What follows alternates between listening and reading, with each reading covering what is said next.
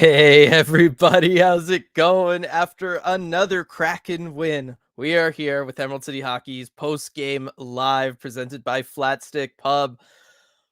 Oh man, this team just looks unstoppable right now, right? Whether it's Joey Daccord in net, just keeping things going, locking things down. Yeah, he's getting a little lucky here or there, but that's what all hot goaltenders have going with them, in addition to the great saves, the way he's tracking the puck, the saves he could make with just his jersey, right? Like he's just unstoppable right now. The team as a whole, right? We're starting to see that depth scoring back for the group as you get goals from guys like Berkey picking up his first of the year. Tatar gets another one. Yanni Gord, I told you, new year, new Yanni. 2 for 2 so far in the year of 2024. So yeah, this team is absolutely rolling. And hey, don't look now, but the Seattle Kraken currently occupy the second wild card spot. They are as if the season ended today, they would be a playoff team. So let's go. I'm super pumped about that. Super pumped to talk about this game, the continuation of the streak for the Kraken, how well everybody's playing, especially because there were so many good things about this game coming off that Winter Classic one. You know, you always worry about maybe a little bit of a hangover after one of those big games and a big dominant performance. Definitely not the case as they enter kind of this mini bye 4 days off that they have here.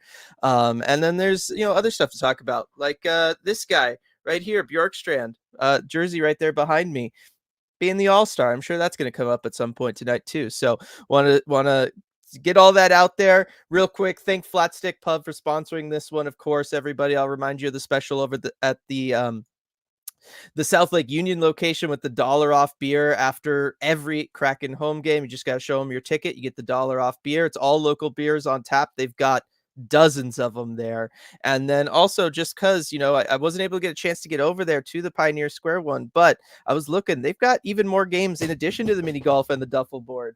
As Afra throws my Gatorade off the bed. What's up? What's up? They've got duffel pong, but also this I thought sounded really good. We're gonna have to try it at some point, everybody. Pockets, where it's mini golf, but it's pool. I think that sounds like a lot of fun. All right, so starting off with chat here, Patrick kicking us off. Wild card slot number 2.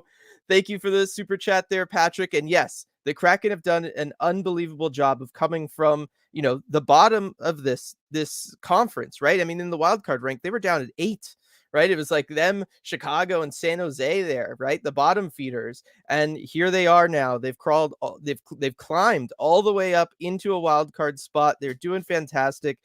Yes, Arizona's got some games in hand. Edmonton's got games in hand. I'm not saying that it's over. I'm not saying that it's done. It's still going to be a lot of hard work for the Seattle Kraken. But right now, they are there because they are playing so well. They just look unbeatable. They're getting production and scoring from all 4 lines right now, which is really helping them out. They're getting the goaltending. The D is stepping up, whether it's guys like Vince Dunn contributing offensively or the rest of the D core helping to shut things down, helping out Joey Daccord, giving him his sight lines, all of that great stuff. It's all the reason why that they are in this wild card spot right now. It's because they are all playing together. They're playing so well together. And yeah, you look at their last 10 games, 8-0-2. It's hard to do better than that, right? That's pretty damn good. Seth with the super chat here. Is there a hat trick specifically for goalies? Oh my goodness. I don't know that there is, Seth. That's a good question. We'd have to ask some other people, I think. But yeah, just talking about Joey Daccord, right? Setting the franchise mark for the longest shutout streak at a little over 2.5 games worth of time. Joey Daccord is just shutting the door on people. That was fantastic. Good for him. Again, I feel like I say this every post game, like can't be happening to a better person, a better human being, but it's still true just as much now as the first time I said it, a couple weeks ago. He's playing fantastic. Sean with the super chat here. Thank you very much. What a run. What a blast this last week has been. Great meeting you guys. Let's go Kraken. It was great to meet you both as well, Sean. That was really fantastic. Had a good time. Again, thank you for the pretzel over at the beer hall. Really appreciated that on that busy day that we had. Yeah, this whole run has been so special. Like I said, 8-0-2. You've got 6 games in a row that you've won. You've picked up points in your last 10. This team is just doing everything right. I think Hackstall's got them in the right spot mentality wise. They're working hard. They're putting in preparation. They know what they need to be doing. They're executing, but at the same time, you can tell that they're relaxed. They're having fun. You see them score and they got big smiles on their face. They're having a good time out there making plays. Just the fact that you're seeing guys like Jordan Eberle kind of be creative with his passes. I mean, he had a fantastic game distributing the puck today. Or you see a guy like Berkey, who's had a lot of terrible luck this year, right? Whether it's the injury luck or maybe some shot luck, all that kind of stuff that he's had to deal with. And then he comes into this game. He's got that power play where the puck just will not leave his stick and he doesn't make anything happen. But he still stays in there. He's bought into the system. He's present within the game. And then he's able to get that first goal of the season a little bit later on. And you could just see how much that meant to him. This run has done so much for this group. You could tell, we talked about this before. Hackstall never lost this room. This group always knew they could do it. And now that they're getting it done, you're seeing how much they're enjoying the run that they are on. And that's really, really special. I'm really, really happy for all of the boys for sure. Schultz with the super chat. Everyone has missed the biggest news from the Winter Classic. The Queen Anne Beer Hall MC called the 3-0 shutout against the Knights on your vid. Who comes out for Schwartz? Yes, Jonathan did call the shutout on our Winter Classic preview that we recorded from the beer hall. So definitely shout out to Jonathan West for that one. He nailed that one for sure. It's a gutsy call too, right before the game, and he was dead on the money. Who comes out for Schwartz? That's a tough one. I've been trying to think about this. Everybody, tell me if I'm crazy for this one. Ty Cartier? Would that be nuts if it's Ty who comes out? I feel like you're looking at guys that have maybe been struggling a little bit. I know he's kind of one of the more physical elements guys that we have. I don't know. I kind of feel like Ty Cartier could be the guy. Otherwise, you're looking. I mean, he's the one, right? You can't take Tanev out because you need him for the PK and you need him for stuff like that. I think Ty Cartier is the guy. And I don't think you could take Yams out either. He's playing too well right now. So I think it'll probably end up being Ty Cartier if I had to guess. Yes, it's going to create, you have to figure out like who's playing center and all that kind of stuff. But I just think that's probably who I would go with personally. B, I've said it a million times before, and I'll say it again tonight. Joey Daccord is him. He is. Another 30 saves for Joey Daccord. Or, well, now it's gone up, I guess. 32 saves for Joey Daccord. Just lights out, right? Like there's no other way. I guess the jersey doesn't want to stay on the chair tonight. There's no other way to say it. I mean, he is playing so well. He's so dialed in. Even when things are getting away from him and he's kind of in that panic mode, he's finding ways of making saves. He's made in back-to-back games, including the Winter Classic on Jack Eichel. Tonight, he made another big one on Tim Stützle, right? That kind of cross the ice. He dives for it, right? He's not able to push off and butterfly. He makes the diving save, gets the glove up, able to be there for it. I mean, he's just playing with so much kind of confidence. And like I said, he's just got a very clear mind. You can tell the way he's tracking the puck and the way he kind of always knows where it is, his ability to get his stick out there on the puck. You can really tell that he's feeling it and he's able to process everything as it's coming. He's not having to react too much. He's being able to think in the moment. And that's a really, really big deal for any goaltender. And so I'm really, really happy to see that for him. And I think it's a big reason why he's playing as well as he's playing here. A couple more super chats here. First one from Chip. This was not a perfect game. Sleepy and sloppy were two words used by Tuna, but 2 points are 2 points. And I'm glad that those scored. Did go Joey. Yes. I mean, talk about Berkey already a little bit, but I'll talk about him more because I think it was such a big deal for him to be able to score. He's been playing well in the couple games since he's been back. I think this was game number 3 for him. Playing super well. Love the way he's distributing the puck on the power play, right? He's trying to be that playmaker over there from that right side. He's doing a really good job of that. We saw that with that second unit. Especially like the way he can find Matty down low, because I really like Matty down low on the power play. He did that, a fair bit at Michigan, especially his first year at Michigan, his draft eligible year. And so I kind of like getting Matty involved down there. I like Berkey being kind of the distributor on that. Justin Schultz has struggled a little bit this year, quarterbacking the power play. So if you're going to go ahead and hand that off to somebody, I think Berkey is a really good secondary option. Kind of let him control things there from the right side. It does limit his ability to get it across to Tolvanen, who's over on the left some, but when those passing lanes are going to be open, Berkey's going to be able to find him. But on the goal, right? Just great job from him to, get the puck up the ice, get it over to Yams, let Yams enter the zone. He does a great job of boxing out the Senators player who's there. He uses his stick to kind of stall his momentum and get the inside position so he can cut across. Berkey does. And then he cuts across, gets the puck back from Yamamoto. And then, I mean, I not to take away anything from Burkovsky on this one, but Korpisalo takes a terrible angle. He squares up to Berkey's body instead of where the puck is. Berkey plays with a long stick, and you can tell that he was just able to get around Korpisalo just because of that long reach and the fact that the puck was out wide from him. Korpisalo decided to square up on his body instead of the puck.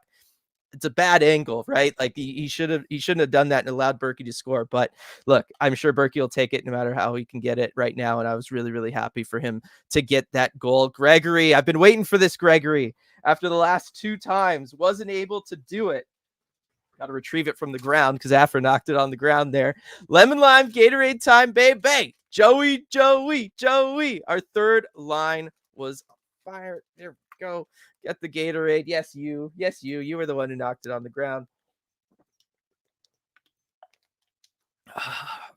That tasted really good, Gregory. I'm going to be enjoying that when RJ comes on, and I don't have to be talking so much. Oh, feels good to be doing that on a post game again, drinking the lemon lime Gatorade. Let me be real, everybody.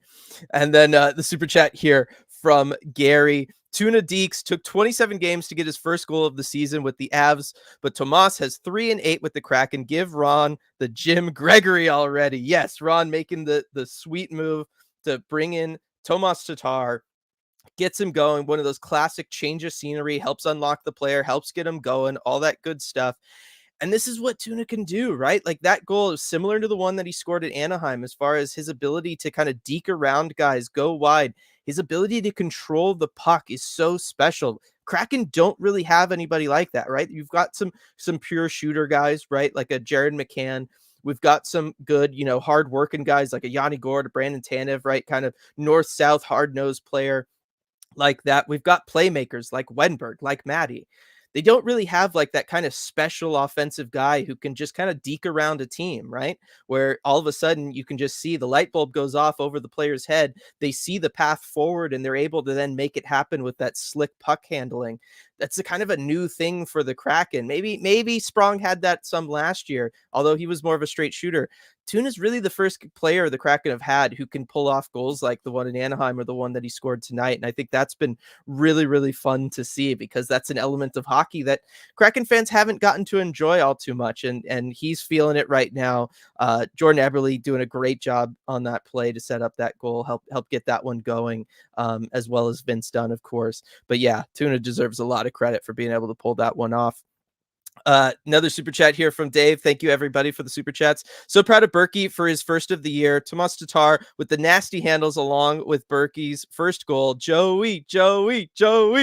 Man, it's been incredible. Yes, he has. I mean, we just kind of talked about all these guys, but they are all playing so well right now. The entire group for the Kraken is playing so fantastic. They are just so dialed in. Like I said earlier, they know what they need to be out there doing. You can tell that when they had to make that pivot from the old way that they were playing after that 8-game losing streak, and they kind of adjusted to this kind of current style, they were able to find the chemistry. It took them a little bit, right? Like it wasn't an immediate thing, even though they started to win games. It wasn't immediate as far as it looking like this, where they looked so in control, right? That was one element that we didn't really talk about with the Winter Classic in that post game. But you look at a game like tonight, you look at the Winter Classic, they're just in control. They know what's up. They know what the other team's trying to do. They're going to counter at. They're going to play their game, and they're going to dictate the pace of the game as well. And that's something that only good teams can do, right? That's something you can, as a coach, tell any group of guys to go out there and do. But unless you're giving them a solid plan and unless you're giving them the tools they need to go out there and execute that plan, it's not going to happen. But it's happening right now for the Kraken. And so I think everybody from the players to the coaching staff really deserves a lot of credit for that. And then Light here with the super chat. Appreciate that. With his Apple tonight, Tolvi has 24 points this season. His career high with the Preds was 23. He scored 27 last season. Amazing waiver pickup. I mean, Gary already talking about Ron with the Jim Gregory Award. Tolvanen, another example of that, right? Like whether it's bringing in somebody who's struggling and needs just a change of scenery, or as Dave Hackstall said when asked about this, right? A little bit different from with Tatar, right? Tatar, experienced veteran player. He's established. He's a 20-goal guy. We know that. Tolvanen was a guy who was just struggling to find his place in the NHL. And for the Kraken to take the flyer on him, sit him for a handful of games after they bring him in, right? Learn what he's about, let him learn what they're about. Let him try out some different lines, find that chemistry that he found with Oliver Bjorkstrand and Yanni Gord, and then to go out there and establish himself as an NHL player. It's just such a cool thing to watch, right? We're seeing it with Joey right now, right? Becoming this, just this stud of an NHL player who can go out there and win these games, go on and set franchise shutout streaks. With Tolvanen, we're seeing him turn into a really, really valuable NHL player, a guy who's going to play in this league for a long time. And when you take a sec to step back, look beyond just the Kraken and what these games mean as far as the standings go, and you look at the player and you look at the person behind the player and all of that kind of stuff, it's just so special to be able to watch a player on that journey, get that kind of second chance, come in, work hard, find the guys that he can play with, find his game, and then go out there and do what he's doing, become a top player on a team that's in a wild card spot. It's really, really special. And I love to see it for sure. All right, coming back over into the comments section here. Thank you everybody for the super chats. Really, really appreciate it a lot. Krakenok, what odds do we give Joey scoring a goal during an empty net scenario? I say plus 150. I mean, that's pretty aggressive, but yeah, I mean, he's taking chances. And if they're going to find themselves in situations where other teams are going to be pulling their goaltenders with 3+ minutes, it's going to happen at some point, right? Like, I don't know how that doesn't just happen at some time or another. So yeah, love that. Greg, over the last couple of years, I've really noticed how we seem to be the most patient team with the puck on our stick.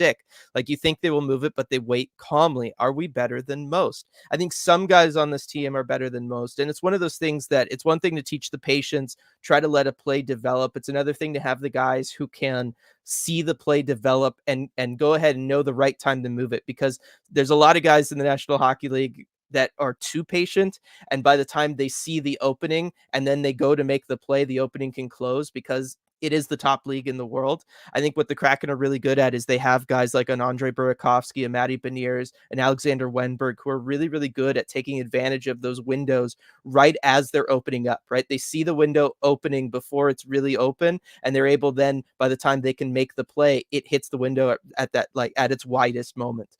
And I think that's what the Kraken are really good at right now is they're doing that a lot. They're patient, and then they're also knowing that they can't be too patient.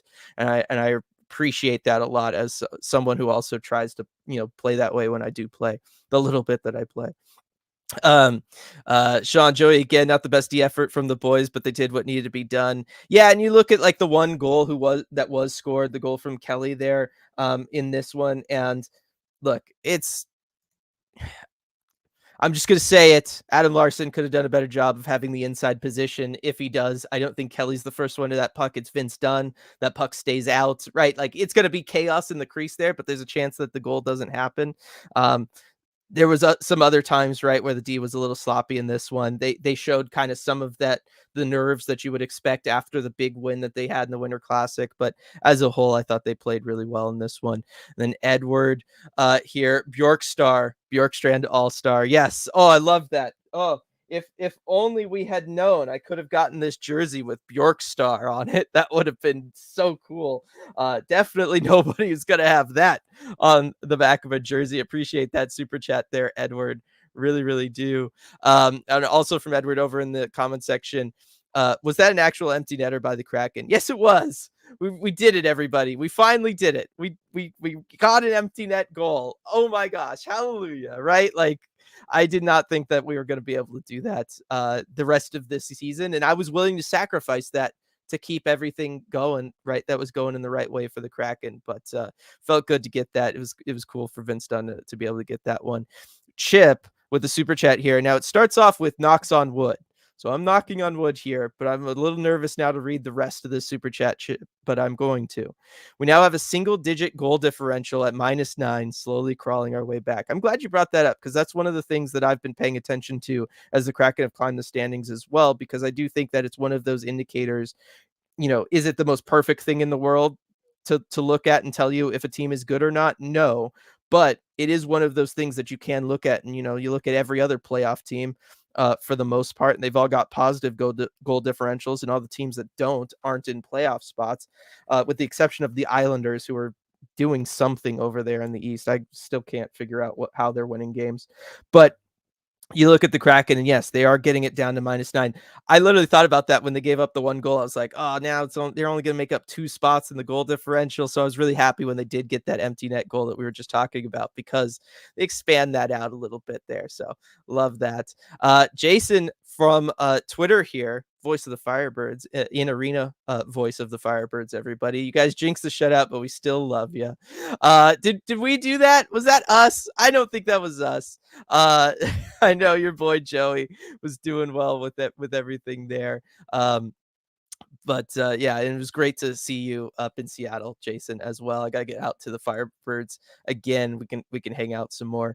That would be a lot of fun. Seth, I just about had a heart attack when Joey skated to the bench. I know, right? Thankfully, it was just an equipment thing, able to get the stick going. But yeah, he is one guy the Kraken could not afford to lose right now. Lindsay, oh, hello, wild card spot. It's nice to see you again. Yeah, it's been a little while. It's nice here. Like to see that. Krakenok, I'm seeing a trend with last season developing. Grew gets injured. The backup goalie plays lights out in January to put us back on track for a playoff spot.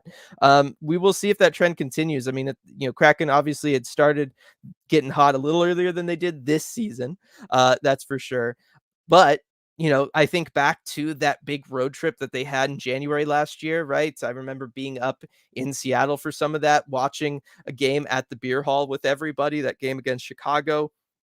And Martin Jones was lights out in January. Joey Daccord's playing lights out right now. Team's getting the chance to go on a big road trip again. We'll see how much of this momentum can carry over. They got 4 days off, which has got to feel really good for them, considering they've already played 39 games this season. But you always worry about it when the team's carrying this much momentum. You kind of want to keep that rhythm going, right? Having 4 days off is a long time off, but given how historically well this group has played on the road in all 3 seasons of their existence, I'm not too worried about it. Maybe I'd be more worried about it if they were ending a road trip and coming home.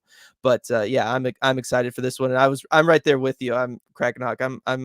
I'm waiting to see. Like, yeah, I think January is just kind of the month of the Kraken. Go check yourself. Do you still think Chikrin's a guy a guy we need to go after?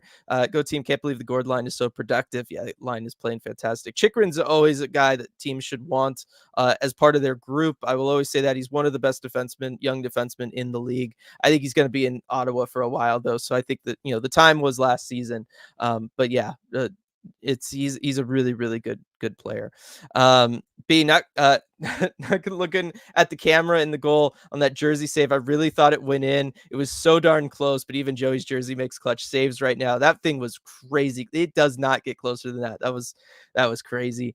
Brian, love the puck support of all four lines offer each other. True synergy, true identity. Agreed, Brian. This is something that the Kraken had last year.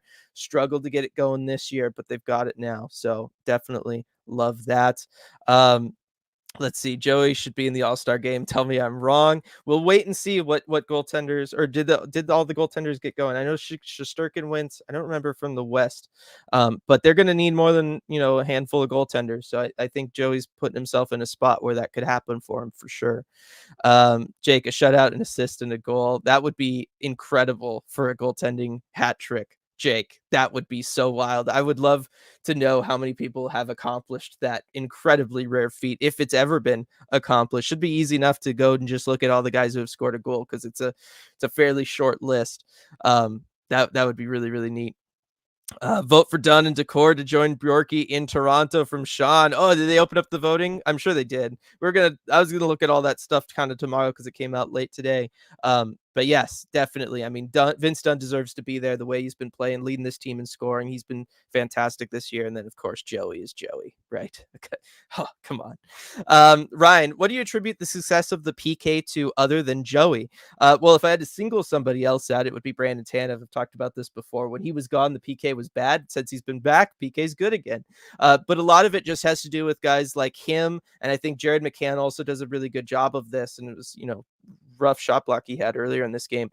They do a really good job of when they kind of transition from the box where it's all four guys, in the shape of a box, to transitioning to more of like a triangle and having one floater. And that floater comes up and makes sure that, they cover the passing lanes up high so that really the puck carrier, if it's say the defenseman, can only go to one side. If it's somebody who's playing on the dasher boards right off to the side in the 1-3-1, they can only go back to the defenseman, and you just limit the play that the other team can make. And that's what the PK does so well for the Kraken right now, is they're just limiting the options that the other team has.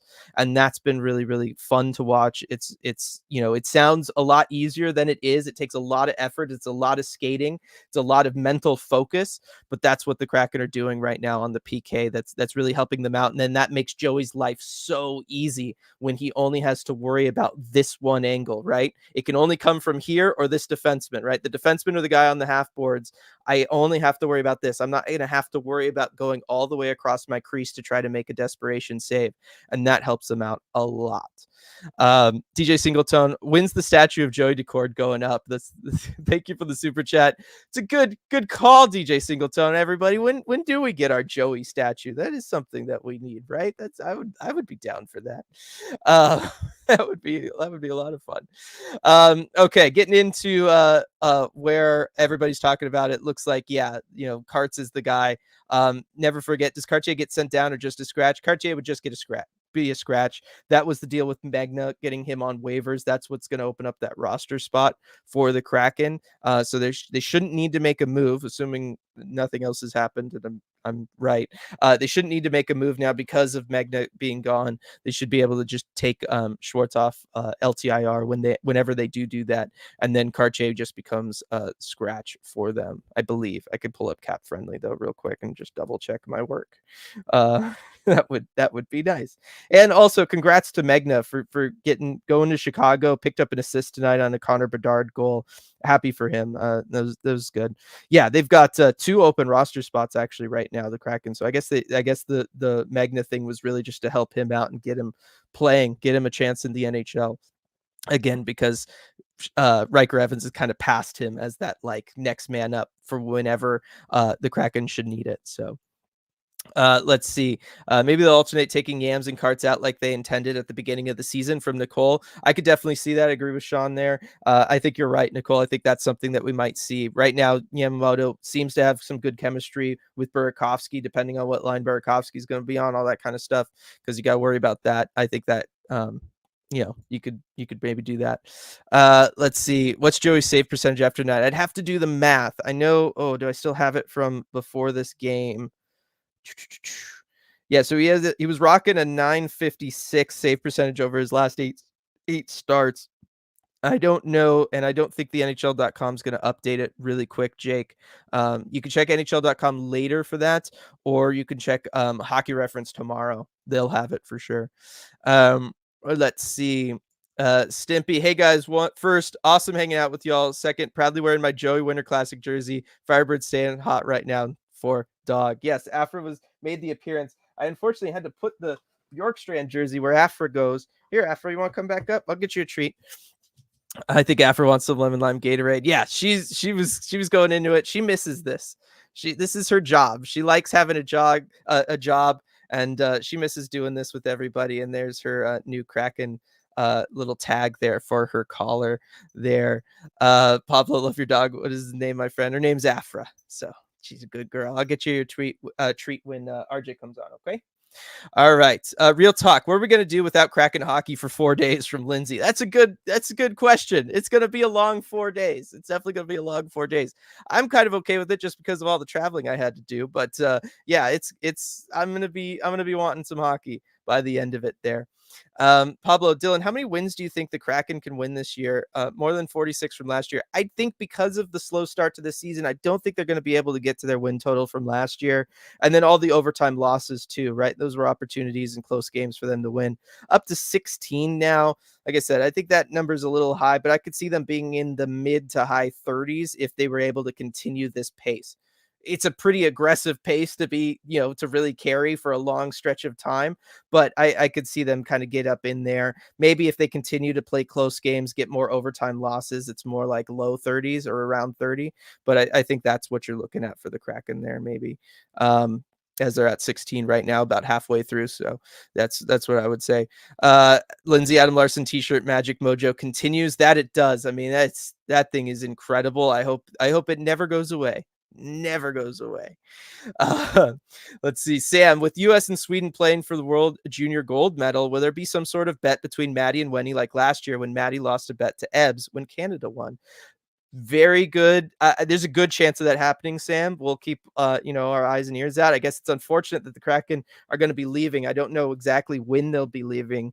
I could probably try to go and find a Kraken PR email about it, but I think there's a good bet we see something like that. And I certainly would hope to see something like that. I think that would be a lot of fun. And hey, who knows? Maybe Lars gets in on that action too, especially after this whole t-shirt thing. I could see him maybe wanting to get some revenge on Maddie, just saying. Chip with also no Kraken games until Tuesday. What am I going to do with myself?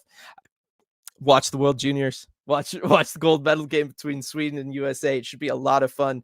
Two teams with some great goaltending, also getting the scoring. It's been a good World Juniors. It's been a good tournament to for sure. And Daniel saying watch WHL games. That's also always a good option, especially if you're in the Seattle area. There, you got the T-Birds, you got the Silvertips up north. You got lots of options around the state of Washington and Portland. Definitely not going to forget those guys. And I know Bjorkstrand wouldn't either. Tolvy's tip goal in Winter Classic really wowed me. He's still adding to what he can do. It's awesome from Rebecca there. Definitely loved that one from him. Let's see, when are you going to Kraken again? Going back up to Seattle. Don't know. We're going to work on something there soon. Sam, here's my hot take. While I'm happy for Oliver Bjorkstrand to be our all-star representative, I think Dunner was most deserving here. Yes, it seems like they're really going light on defensemen because of the new skills tournament thing that they're going to be doing. And me and RJ talked about this on our Red Glare podcast, which is our Patreon exclusive podcast. It's a link in the description below. We thought they were going to go light on defensemen for something like that, and it does appear that they've done that. That being said, can always vote them in. Let's see. Coop, I think we got to shout out Nicholas Coco playing crazy well. Going up against losing to the USA in the semis. Not a great start to the tournament, but he showed out in the biggest moments. Kraken goalie stock to the moon. Yes, it was a tough loss against Team USA. He was given player of the game for Team Finland. It was a very rough start to the tournament for Nicholas Coco as the job was kind of handed over to him after both their other goaltenders from last year moved on. He had the most to gain from this tournament. That's what I said beforehand. I think he was able to salvage things there, especially with the game that he played earlier today. Yes, Nicholas Coco definitely deserves the shutout. Love that for sure. Let's see. It would be funny if they selected the All-Star based on Winter Classic jersey sales and Dylan put Bjorkstrand over the top. That would be fun. That would be a lot of fun. I would love that. And then Becca with the super chat. Watch PWHL games. They're free for us on YouTube. That's right. Yes. If you're in the United States, they are free, streamed on YouTube. You can go and watch. Tons of people showed up for that first game watching that. I mean, those were crazy high streaming numbers to watch the first couple games there for the PWHL. Really solid hockey, fantastic women's hockey there. Really want to support that league. I know they've made some questionable calls going into it, but right now it seems like everything's working, and I really love the fact that they are free to stream on YouTube. Super accessible. Anybody can watch it, and it's free. Gotta love that. Oh man, gotta love it so much. Evan, McCann was firing on all cylinders around this time last year, but he's been quiet lately. Need him to get hot again to keep the W's coming in. It's always good to have Jared McCann going, right? You always want him to be playing at the best of his abilities. He's really good, obviously. That being said, if the Kraken are going to continue to get the depth scoring, they can survive him kind of going through a little bit of a colder spell, right? So I think it's one of those, like, it's a give and take kind of thing. If he was to come in, though, I think that's when you see these games really change from these 1 or 2 goal victories to 3 or 4 goal victories. And that would help with the goal differential stuff that we were talking about earlier. Let's see. Emma, I was a 50-50 volunteer tonight, and it was so much fun to be in the building. That's awesome, Emma. Thank you for doing that, and I hope you had a fantastic time. I'm sure the arena was rocking, especially after the Winter Classic. I'm sure everybody was just fantastic in that building. Light, it looked like after Dunn, this is a super chat, by the way. Thank you very much. It looked like after Dunn hit the 198-foot empty netter, he said, call the league and tell them I didn't want to go to the game anyway. Really? Is that really what he said?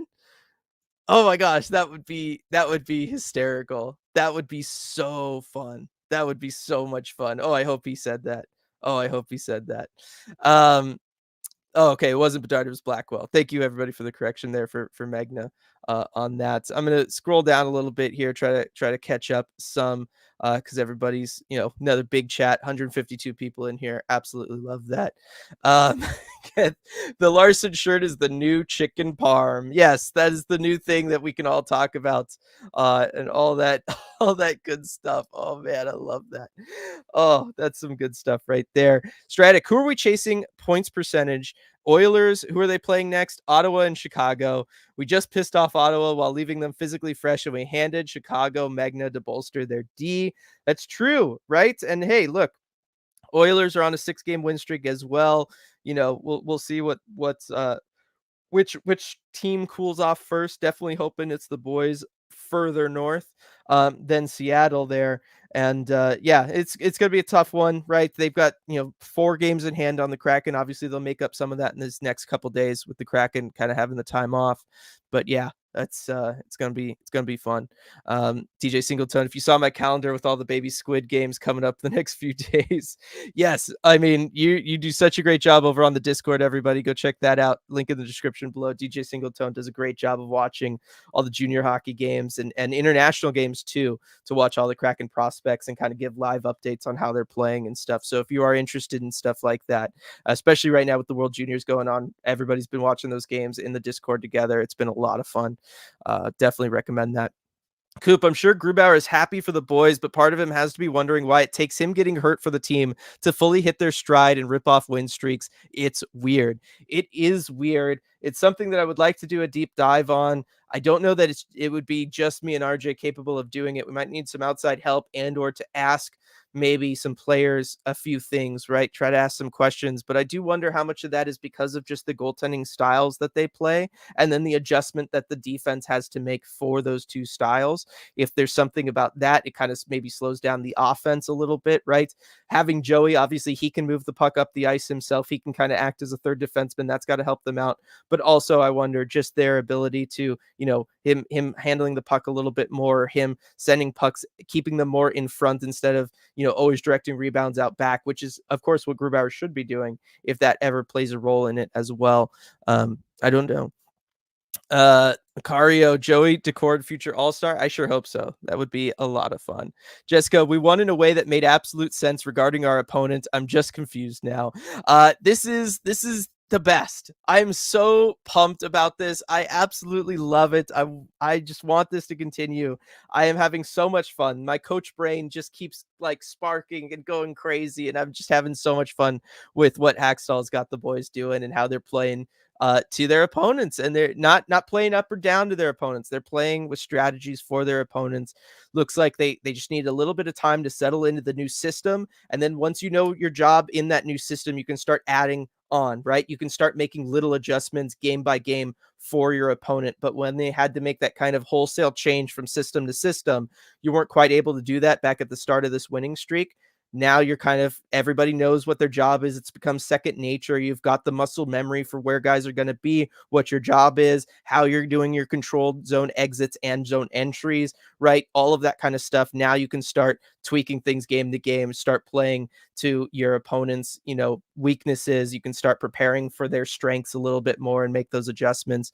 Oh, it's so much fun. And the coaching staff's just got to be having so much fun doing this too. Oh, it's got to feel so good for them to really be able to put all their brain power into that kind of stuff, because that's what you want to be doing if you're a coach. That's why you coach. You want to be doing that. You're thinking about that. You're always sitting at home watching and thinking about those things. You want to be out there doing that with the boys. Oh, I love it.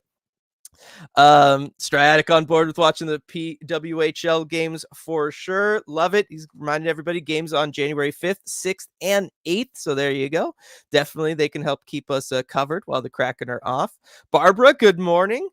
Definitely an awesome result from this one. Coop letting us know the Kings are going to overtime with Detroit. Yes, that's not great. I mean, how far behind? Yeah, I mean, Kraken, they're only 4 points behind the Kings. Now, the Kings have 5 games in hand, but Kraken are getting there. Kraken are getting there. All right, we've got RJ here joining us. Now, RJ, that was a little bit of a long time for you to come in here. Was that because there was maybe, I don't know, like big celebrations going on? Lots of guys maybe having fun. They're dialed in, talking to you, maybe even? Maybe just a little bit, but I think they were certainly having fun. And they did talk to us a bit, so we kind of had to wait a little while for Andre Burkovsky at the end. We got the 2 players, then Hackstall, then Burkovsky, and that took a little bit of extra time.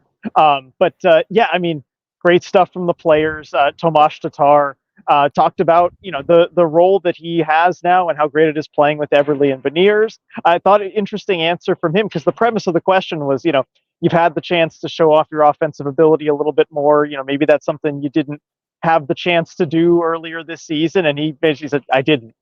So, maybe a little dig at Colorado there. But Tatar certainly found his groove. We got to talk to Joey again. It feels like we talk to him every game now. But I mean, Yeah. of course, after setting a franchise record shutout streak, have to make sure he's one of the players included. And of course, he was asked about setting that record, and he said, it would have been better if I'd actually gotten the shutout. That would have been a little nicer. But overall, he's really happy with his game and made sure to credit his teammates more than anything else. He said, it's the way these guys are playing in front of me. He said, I can't count how many key shot blocks we had. He just started rattling off, teammates' names of guys who made big shot blocks, whether it was McCann, Alexiak, Borgen, all throughout the game, and how they're playing in front of him. And then finally, with talking about the crowd too, I mean, because we had so many Joey chants tonight. That was one of the coolest parts of being in the building. You could feel the crowd really get behind him from the very start too. When they were doing the player intros, that might be the loudest player intro cheer that I've heard all season, is when they're like, and starting in goal, Joey Daccord. It got super loud. But he said, it's just, he's so grateful for all the fan support. And he said, thinking back to the Winter Classic too, he said, whether it's myself and having my closest family, my family, my friends, everybody there, hearing 47,000 people chanting my name, that's the kind of stuff you dream of as a kid, and I will never forget it. So, that was a nice answer from Joey Daccord there. Oh, definitely, definitely. Oh, I'm so happy for him. Just I keep saying that, but it's because it's still so true. Here you go, Afra. I know you've been waiting very patiently for Oh, your cookie. yes. There you go. You can get your treat. Enjoy that there. Got one here, RJ. I would love to know if anybody brought this up at any point, but as Best Made Videos is pointing out, the bobblehead streak continues. It does. 7-1 now on bobblehead nights. And Jaden Schwartz, unfortunately, didn't get to play in this one, but they also won another bobblehead night. Remember when Matty Beniers was out and missed his own? So the streak continues. I don't know why. I've asked players in the past why they think it is. They have no idea. Devon Shore, I know, thinks that the hockey gods don't care about bobbleheads at all, so we can rule them out. But it does continue. And yeah, another good bobblehead night. Really good bobblehead night from this team. I mean, Berkey able to get his first goal of the season there. RJ, I mean, I got to imagine he's probably still smiling right now. Got to be super pumped about that one. What did you see from his game? Because this felt like the first game that I was really dialed in on him. I mean, it started with that power play, right, where he was out there with that second unit, and he was just all over it. Right. He's getting more and more confident. You can kind of see it in morning skate today, too. It's a progression you're able to see through practice as well. as he's just getting a little bit more comfortable out there. And I think it does take some time to ramp back up from those injuries, but it seems like he's nearing 100%. Still under 11 minutes of ice time in this one. He is playing a fourth line role. I think, maybe he'd like a little bit more ice time going forward as he kind of ramps back up. We did get to talk to him after the game, after Paxstall too, and it was very short. Didn't say a whole lot, but he said, I'm good. I'm good to go. I'm feeling fine. He reiterated that. And then the last question to him too was if he had kind of an oh no moment going into the boards there. As of course, yes. He tripped, after his goal.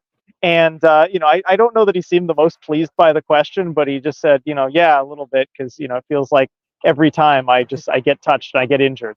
So, these days, that's how it is. So, I guess a little bit. And then that was kind of the end of the media availability there with him. But, there was a little bit of an uh-oh moment. And, but thankfully, he was okay. Hackstall was actually asked about that, too. And he said, no, there wasn't, because he said, I looked over and I just see him smiling. He got right back up and he was smiling immediately. So, hopefully, just no more scares and he can continue to make progress. Yep. And the year of Yanni Gourde continued as well, RJ. Yeah. New year, new Yanni. You said it to me right after the goal in the press box, so I could throw it up on the tweet there. Another goal. And again, same thing as with the Winter Classic, like new year, new Yanni, but this is a classic Yanni Gourde goal, just going right to the front of the net, banging home a rebound. I mean, this is what he does. And his line was dominant in the first period. I should have checked the final stats. I know after one period, shot attempts were 9-0 with that line on the ice in favor of the Kraken. But I mean, just fantastic job again from that line. Yeah. And then finally, Kraken are able to get an empty net goal, RJ. What does it feel like to be in the building for such a monumental feat? I've never seen a crowd so disappointed at an empty net goal. Everybody wanted Joey to get it. Everyone was like, shoot, Joey, shoot, whenever he got the puck.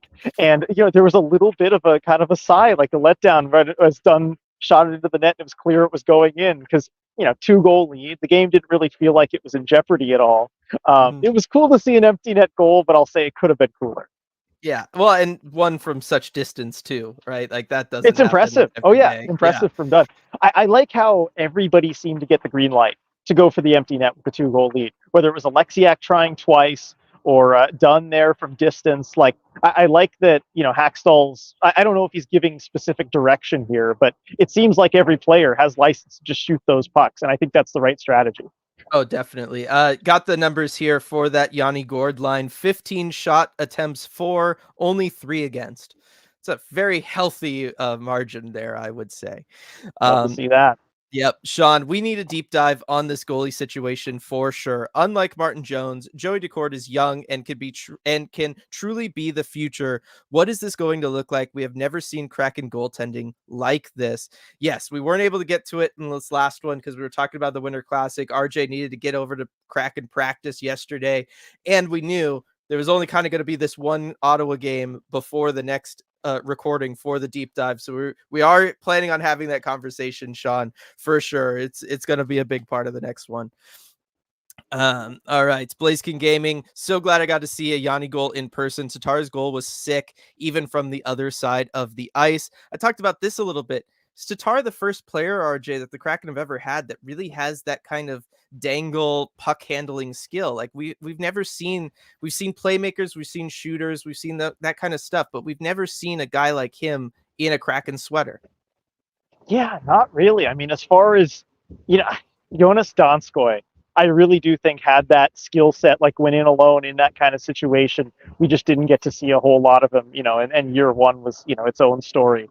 But he might be the closest guy. But yeah, they've really never had somebody at that level. By the way, Donskoy was here tonight. Saw him outside the locker room. He was hanging out with everybody. It's Nordic Heritage Night tonight, so they had a lot of things, celebrating that, and so of course he was in the building for that. Oh, that's good to hear. Good to hear. Glad about that. Lindsay pointing out games in hand only matter if your opponent wins them, which is very true. I guess that's something we haven't heard your opinion on, RJ. Kraken are in a wild card spot. Yes, I was kind of tracking that throughout the day, seeing if. So did Arizona lose? Well, I guess that game wasn't over as when we had started this. I will check right now. Because that's the one I was like, okay, if Arizona loses in regulation, the Kraken would be in a wild card spot. Okay, but again, I think it just tells us what we already know, and that's, there's a lot of season left, and this is far from over. it's a competitive wild card race. It's going to continue to be that way all throughout the season, and the Kraken are right in the middle of it. Definitely. Edward, did Borgen get to enjoy his beers this time? Hashtag beers for Borgie. Well, certainly at the beer hall afterward, he did, as we know from the videos there. Oh man, that was something. He was having a good time with Das Boot, but yeah, didn't see any beers tonight after this game. I don't think that's a regular thing. That's not a normal thing after games. The Winter Classic is a special event, but no, the guys are not in the room drinking beers after every win. You don't think they're just knocking them back, like, back there behind the locker room? They go into the showers, they're just knocking back beers. That's not what Just they're not doing. in front of us, I guess. Yeah. Okay, got a couple ones here related. First one from Stratic. How many wins until Hack starts wearing the Larson bowl cut shirt? And Jessica pointing out she's 2 for 2 in the Lars shirt. Nice. I don't think Hackstall is going to wear it at all. I don't think you get him to wear it because I think it's just a players thing. Yeah. I think that's one of those kind of like tight knit players, just in the room kind of things. I don't think they might have fans wear it or whatever, but I think it's not for the coaches. Yeah. B, I think Berkey swapped spots in the lineup with McCann after his goal, right? Maybe that didn't last for the whole third period, though. I don't know for sure. Could have also been because of the shot block, right? Mm-hmm. Yeah. Yeah, McCann was a little shaken up from that shot block, and yeah, may have missed a shift or two. But I mean, over the last couple games, really, that Berkey's been in. Well, I think back to the Philly game before the Winter Classic, he's kind of rotated in on the second line occasionally, not regularly, but I don't think he's topped 11 minutes of ice time since coming back. Yeah. We also had the conversation earlier of, who comes out of this lineup when Schwartz comes back, because signs seem to be pointing towards that happening sooner rather than later. RJ, do you have your opinion? Me and chat kind of agreed it's most likely Ty Cartier. He's like the guy that you would probably go with. Yeah, I think probably Cartier. It's so tough, right? Because now you're back to the point where you have that kind of forward depth. And I feel extra bad about it, too, because he's taken on this role of playing center. Although if you get Schwartz back, I mean, who's your fourth line center? Well, that's the one thing that, yes, like I kind of came more around to as it went on a little bit. It was like, well, I guess that does become a problem for you. I mean, is it Yamamoto? Like you could go Yams, right? Like, I guess it's not crazy if you don't need to rely on that line to do too much for you other than just be depth scoring, because that's what it's going to kind of turn into. If you've got somebody like an Andre Burakovsky down there, you could always move McCann over, right? He can play center. Yeah, he can. I mean, but then what line is he centering? Right. I don't know, right? Like it becomes a problem, right? But what, you're going to take Yamamoto out of the lineup when he's kind of the first guy that I feel like has ever shown chemistry with Andre Burakovsky? Yeah, no, I don't want to take him out of the lineup there. There's just too many good options. I don't know. I mean, it's good that they're in a situation where they don't feel like they have to rush Schwartz back, though. And that's something that Hackstall talked about, what was it, yesterday at practice, where he was saying, he's back to a point where he's day-to-day, but we really don't want to rush him back. Like, the last thing we want to do is risk him getting injured again. So they're going to play it really conservatively. Yeah, like I said, throw anybody out there in as the center, at least for faceoffs. It doesn't matter because Kraken lost the faceoff battle, won the game. Of course. Oh man, good stuff there. How many of the next 5 games do you think the Kraken win from Striatic? Look, if they play like this, RJ, right, where they are dialed in, they're focused, you're getting the goaltending, you're getting the lucky bounces. On top of that, you're able to really seemingly prepare for all of your opponents. 5? Yeah, I don't see why it can't be 5. I'll go with maybe 4 because you can't win them all, right? I mean, that's just the reality of hockey. But yeah, 4 or 5 playing like this, they have the formula and they're sticking to it. Yeah, definitely. It's good. All things are going so right for this team right now, and it's because of the work that they're putting in and all that good stuff. Billy Beer Borgen and from Lindsay and Maddie Borgen is a true Minnesota boy. That he is. Yeah. I will say, because they had the World Juniors game up on the TV, USA versus Finland this morning, and again, I there are conversations among the players, so I don't want to get into what exactly was said because there were some great chirps getting thrown back and forth, but that's for them. I will say, of all the people watching the game, the guy who was most into it, absolutely Will Borgen. Okay, so that brings us to a question somebody had asked earlier. Do we see some sort of bet for the USA Sweden game? Right, got several people from both those countries on this roster. The names thrown around was Wenberg and Beniers in the original comment. Are you saying that maybe Borgen would be in on that? If anyone would be, I think it would be him. So we'll see. I'm definitely going to ask around next practice because I get the guys were just so into it watching, whether it was, Tolvanen, the one Finn just kind of sitting there in the corner smiling, or, the Americans kind of chirping back and forth, or whether it was even Tatar, who I think might have still been a little bit bitter about the Finns beating his Slovaks. So, Yeah. the guys get really into that tournament. Definitely, definitely. I mean, because it's the greatest hockey tournament that we have. I'm sorry, It everybody. is. It's better than the Olympics. It just is. Leo, I've noticed McCann playing 4C for a few games when 95 is with Wenberg. That's like a true 4 second line scenario. It really would be for this Kraken team. I mean, could Hackstall find a way, RJ, to just play everybody? What would it be like 12 and a half minutes a night? If anyone could find a way to do it, it's Dave Haxel. I feel like that might be his ideal scenario. Definitely. Wendy pointing out coaches should wear those sweet Winter Classic Letterman jackets behind the bench. They absolutely should, RJ. Ditch the stuffy suits. You're doing a good job. Enjoy yourselves, guys. We'd see Yeah, Hackstall definitely. really smile. I know. I know. They earned it. I think the jacket was part of that. Man, those things are expensive. If you've seen them in the team store, they're $1,000. I know. That's a lot. They look amazing, though. I'm not gonna lie. Saw one person wearing them out and about, RJ, at the Winter Classic. It was incredible. It was a really good looking jacket. Becca agreeing. The jackets are so good. Gonna do a last call here for comments for everybody. Still got 144 people in here. Thank you all so much for being here. Do a quick last call. I mean, what else from this game really stood out to you, RJ? What was it like? How aware were you of the whole Joey jersey save that happened? I know you had sent out the tweet that they were reviewing it during the TV timeout, but was that like a big shock to everybody? Did you know just how close it was in arena? We didn't. When we saw it live, we thought it hit the post or something and came back out. And then we saw the replay. Up in the press box, it was just, did he stop that with his jersey? Was that the jersey that held that back? And we were all just trying to figure out what was going on. And then we said they reviewed it, they were going to review it. We were all pretty sure it didn't go in, but we didn't realize how close it was, too, because we thought it must have hit the post and come back out the other way. So many cool Joey Daccord moments from this game. Really, it was all of us just kind of watching him do his thing. That backhand flip. I mean, the reaction of the press box, Yeah. we couldn't believe it that he was able to just flip that out there. And after the game, Joey said, I was making that play, I was thinking this better get out because if not, I'm in real trouble. But he pulled it off. Like I watch him in practice. He doesn't practice that. He practices a lot of stick handling stuff. I don't see him do that backhand aerial flip much, but he's just a natural at this. He is. He's so good at it. It's so much fun to watch for sure. All right, we got some good ones here that we can end on here. RJ, first up from B, do we know who got the hat? We do not. Yeah, I was Okay. looking around for the hat, didn't see it, so I'm not sure. I did hear after the last one because we talked about it on the last post game live that it didn't go to Joey. Some people were salty about that. Sounds like this is what I had heard RJC and some stuff talked about on the Discord. Sounds like it was supposed to go to Joey, but because he was doing the TNT interview when it was time to give the hat out, he wasn't in the room to get it, and so that's why it went to Borgs. All right. Well, that's fair. If he's literally not there, I suppose that works. But it probably should have gone to him tonight, and I wouldn't be surprised if it did. Yeah, definitely setting that franchise record shutout streak and everything. Zoe, Borgen, Big Rig, and Larson all played more minutes than Dunn tonight. Is that because of the PK? Looking at it here, RJ, I think that's what it was.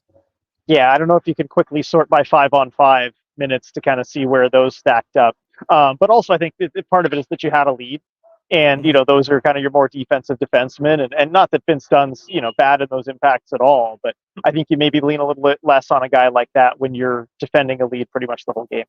Yeah, 5-on-5. Adam Larson led the way on the team, followed by Jordan Eberle, Will Borgen, and then Vince Dunn. So certainly when it comes to Alexiak, the stuff played a role there. Also from Zoe here, do the guys actually want to do the All-Star game? Bjorky didn't seem all that enthusiastic about it in the video they posted. He sure didn't. I mean, that was really fun kind of watching it. Just, hey, so you might have to change those plans from San Diego to Toronto. How you feel about that? Okay, I guess. Yeah, not much enthusiasm there. I will say, some guys want to go, some guys don't. That's kind of seems to be how it works. Some are more enthusiastic than others. But I think certainly as a first time honor as a player, I Yeah. think the guys who generally sometimes don't want to go are the guys where they have 4 or 5 and it's kind of the same thing they've done over and over again. Yep. But I imagine Bjorkstrand will find some fun even if he doesn't find some sunshine. I agree. I think so. I think it was also just the way it goes down, right? You're having a one-on-one meeting with your coach. You're on edge a little bit. You're probably not going to be the The way most Hackstall personality framed it ever. made it sound like he was about to tell him he was traded or something. Yes, I was just gonna say, and Hacksaw didn't exactly like do the greatest of jobs set up for like a big emotive, fun reaction. It was very like, yeah, oh, you're excited to do this trip? Like, what's your plan? Oh, that sounds fun. You're not doing that. And it's like, what? So Uh, it's as great as Hackstall's been doing coaching the team, there's still some work maybe that can be done in some other areas. Blaze King Gaming, didn't Bettman say something about top level international play that was to be announced at the Winter Classic? Yes, what the way he made it sound like would be World Cup, right, coming back potentially. They've been talking about that for a long time. I'm sure it'll happen at some point, but I don't know how fast that's going to get put together. I thought I saw some news headline about that they had said something about that coming and what year it might be, but I'm not entirely sure. We were a little busy that day. Yeah, definitely. All right. Let's see. Rebecca, it may have gone in, lol. Thank goodness it was a big margin of victory on that jersey save. Yeah, I mean, not only does the jersey kind of help pull the puck away, it also helps hide the puck from the camera above. Yeah, you So, couldn't tell how far in it was. Yeah. yeah. Well, they said they confirmed the call, so they Yep. saw enough to know for sure it did not. Yeah, that is true. That is true. Everybody's saying good night. Thank you, everybody. Good night to everybody. Thank you all for being here. Had big turnout. Another great win for the Kraken, RJ. I mean, this thing just shows no signs of slowing down whatsoever, and I'm here for it. Yep, this team is rolling, and I just can't wait for the next game. Yep, definitely. And of course, we will be right back here with Emerald City Hockey's post-game live presented by Flatstick Pub. Again, everybody, they're still open. They still got the neon around all the mini golf stuff. You can go and still, if you went to the game, get your $1 off beer at that South Lake Union location. Just saying, just saying. You can stay, you can hang with us and still have plenty of time to go play that, play some duffel board, all that good stuff over at Flatstick Pub. So another big shout out for them. Thank you all so much for being here. Thanks to everybody who gave super chats as always, and we will see you all next time.